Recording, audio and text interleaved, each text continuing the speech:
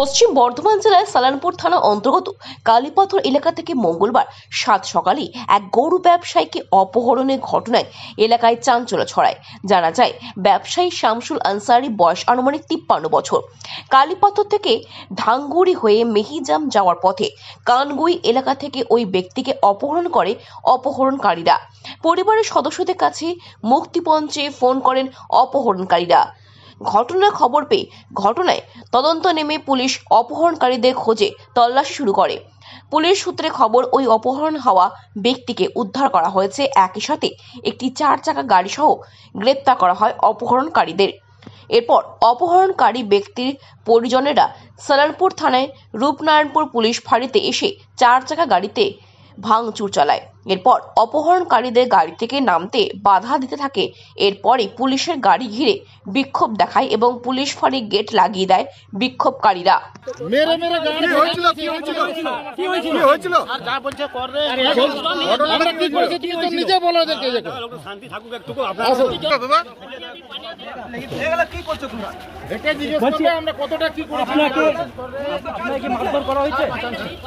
Police তো কাজ করেছে। হ্যাঁ স্যার, আপনাকে কি মারধর করেছে ওরা? হ্যাঁ।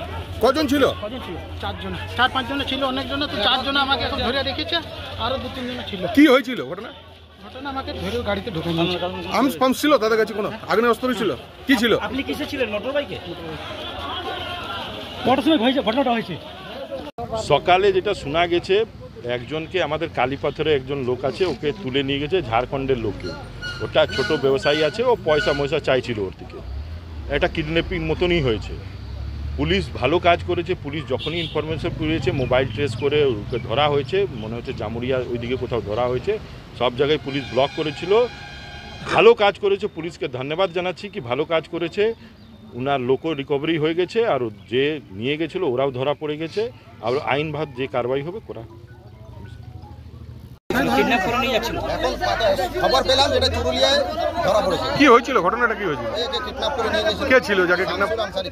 কি করতো সে? সে গরু ব্যাপারী। কে কিডন্যাপ করেছে কিছু জানা গেছে? সে জানা যায় না কে। সেটা এখন ধরা পড়েছে, এবং দেখো সব খবর পেয়ে যাবে। আপনারা থানায় জানিয়েছিলেন কিডন্যাপ হয়েছে? থানাতে এসেছিলাম, থানাতে সকাল থেকে আমরা থানাতে। কটার সময় হয়েছে মোটামুটি? ওটা সকাল 7টার সময়। কোন জায়গা থেকে হয়েছে? ওটা ধাঙ্গুড়ি পাইপলাইন হয়েছে।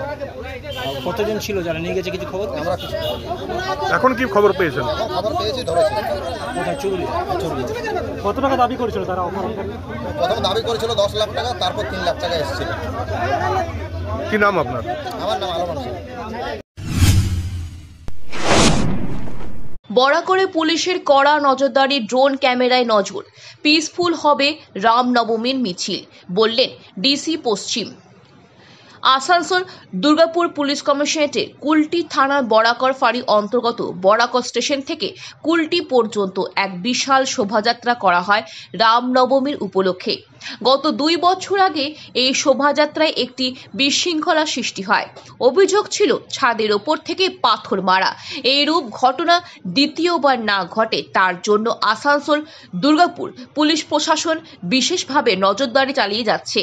সেই দৃশ্য দেখা মিলেছিল 3টা থেকে রামনবমীর মিছিল হওয়া পর্যন্ত বরাকর স্টেশন রোডে পুলিশের তরফে ড্রোন ক্যামেরার মাধ্যমে বিশেষ নজরদারি করা হলো।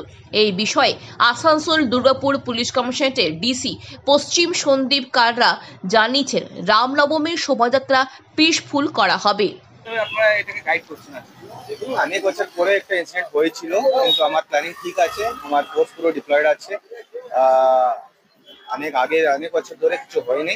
আগে বছর পিসফুলি হয়েছিল, তো আমি আশা করি এবছর পিসফুলি হবে। আমার পুরো ডিপ্লয়মেন্ট হয়ে গেছে, আমি নিজেদের চলে এসেছি, দেখবো আর পাচ্ছি।